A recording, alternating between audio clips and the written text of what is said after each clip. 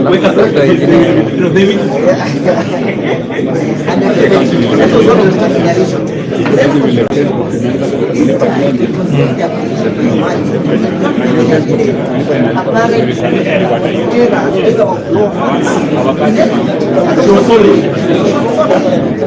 the basis of what? Yes. On the basis of what?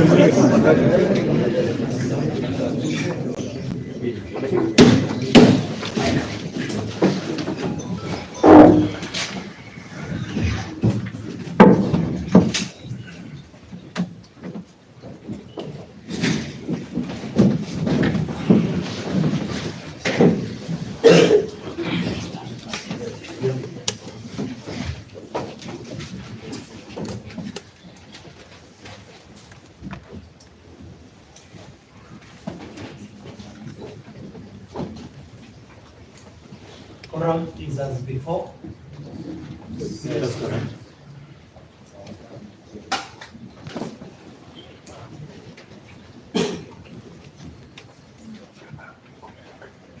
I want to apologize for,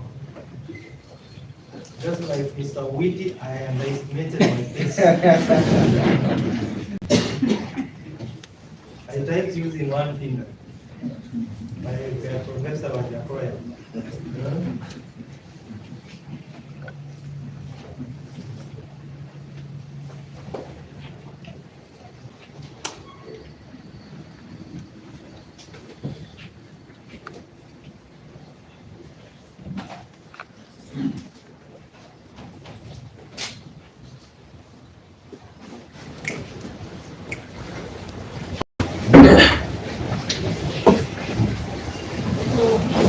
This is a summary of the ruling.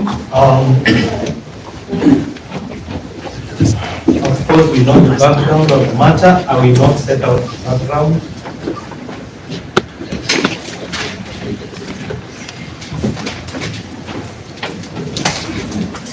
Through learned counsel, Mr. Witty and Mr. Akula, the state proposed the release of the first accused on bond of bail, citing grounds set out in the affidavit sworn on 19 May 2025 by the forensic investigator of ESCC, Mr. Robert Roman, which for purposes of this application were clustered into three grounds. First, it was submitted that the first accused is likely to interfere with witnesses. Second, it was submitted that the public safety dictates that the first accused is denied bail or bond. Third, it was submitted that the severity of the offenses justify denial of bail or bond. Through his advocates, led by Mr. Mashari and Jeru, the first accused sought to be released on free bond and or reasonable bail and or bond, arguing that the evidence placed before the court is insufficient to make the cut for compelling reasons. Owing to the constraints of time, the submissions of learned prosecution counsel Mr. Ombati, Mr. Witty, and Mr. Akula, representing the state as captured in the court record, are incorporated into this ruling, as if they are set out herein verbatim seriatim. Similarly, dictated by the same reason, the submissions of learned counsel representing the first accused, namely Mr. Mashari and Jeru, Mr. Njiru, Mr. Echesa, Mr. Simiu, Professor Wajakoya, Mr. Nubi, and Dr. Haminwa, are also captured in the, as captured in the court record, are also incorporated into this ruling as if they are set out in the ruling verbatim seriatim.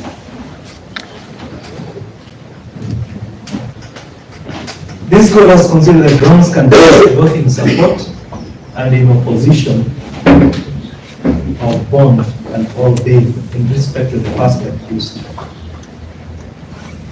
Gathering from the affidavit in opposition to bail, response thereto, respective submissions canvassed by all learned counsel, 3 questions for dissemination have commended themselves as follows. First, whether the state has made a case to justify a decision of this court to deny the first accused bond and or bail.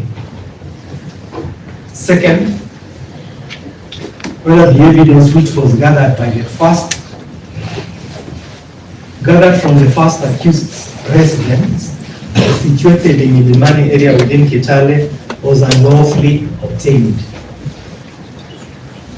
And third, whether the constitutional rights of the first accused were violated. I will analyze each question in turn. Relating to the first question, I will summarize. I have discussed the history of jail and bond in Kenya, the Republic of Kenya, both pre-colonial and post-colonial. That led me to the Constitution of Kenya 2010, in particular Article 49, 1H of the Constitution, which is at the center of this application. I also discussed the provisions of sections 123 and 123 capital A of the Criminal Procedure Code. In particular, in actualizing Article 49 1H, the Statute Law Miscellaneous Amendments Act 2014, number 18 of 2014, dated 24th November 2014, introduced into the Criminal Procedure Code Section 123A, which stipulates as follows. Exception to right to bail. Subsection 1, subject to Article 49 1H of the Constitution, and notwithstanding Section 123, in making a decision on bail and bond, the court shall have regard to all the relevant circumstances, and in particular, A, the nature or seriousness of the offense, B, the character, antecedents, associations, and community ties of the accused, C, the defendant's record in respect of the fulfillment of obligations and previous grants of bail, and D, the strength of the evidence of his having committed the offense. Subsection 2 provides that a person who is arrested or charged with any offense shall be granted bail unless the court is satisfied that the person, A, has previously been granted bail and has failed to surrender to custody, and that if released on bail, into brackets, whether or not subject to conditions, it is likely that he would fail to surrender to custody. And B, the last condition, should be kept in custody for his own protection. In my mind, therefore, I entertain no doubt that any accused post the 2010 Constitution, notwithstanding the nature of the offense, is entitled to release on bond or bail, save where the DPP adduces facts and evidence constituting compelling reasons.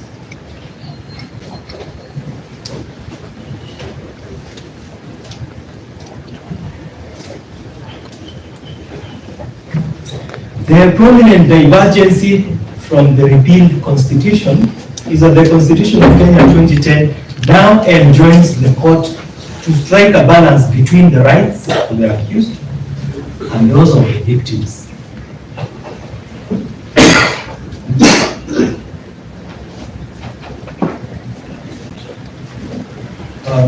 I'm skipping some parts for your own reading.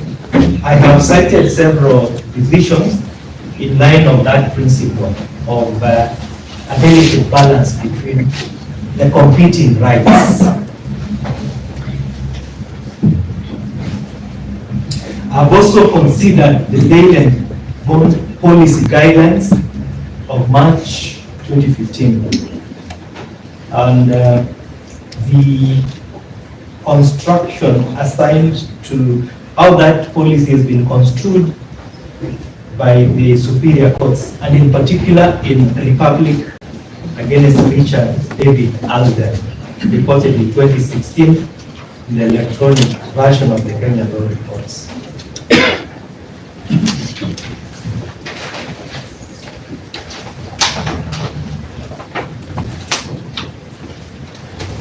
So I have also discussed diverse considerations in decisional law and diverse grounds in decisional law, most of which I will not read word after another. I will skip to the standard of proof.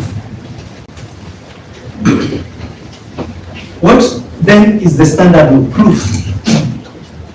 And how should compelling reasons be presented? In Java, against the Republic, in 1973 staff reports, in page 39, it was held that in opposing applications for bond, that is the Court of Appeals saying, based on grounds set out herein above, it is not enough for the prosecution to make their objections and insinuations.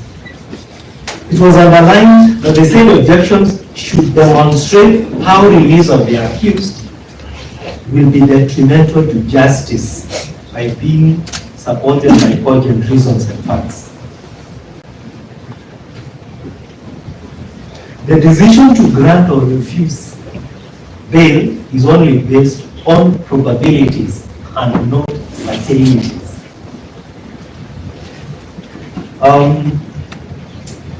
The standard of proof, therefore, is on a balance of probabilities, as opposed to the standard applicable in proving criminal charges.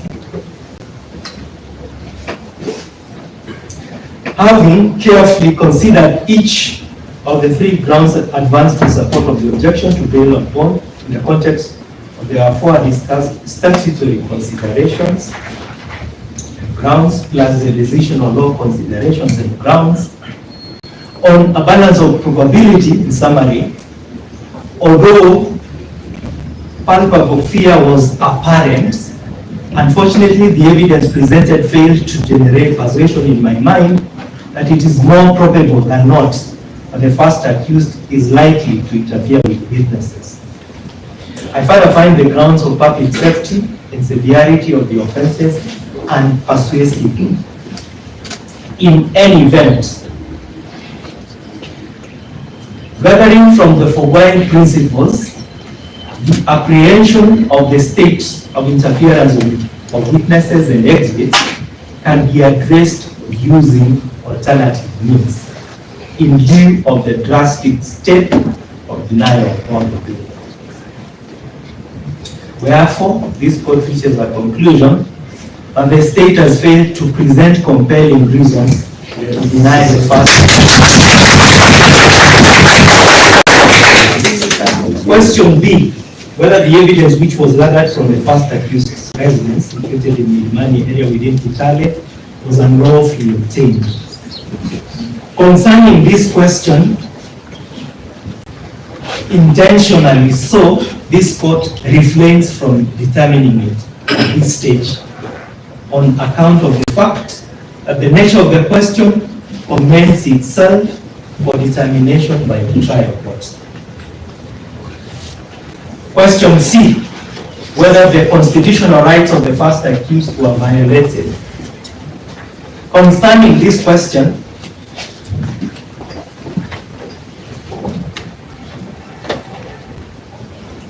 this court too refrains from determining it now on account of the fact that it was raised informally from the bar, in a manner stripping it of the manner of pleading such questions as enunciated in the locus classicus narrator karibu, a principle which has since received adoration and affirmation by the Supreme Court of Kenya in a liturgy of cases.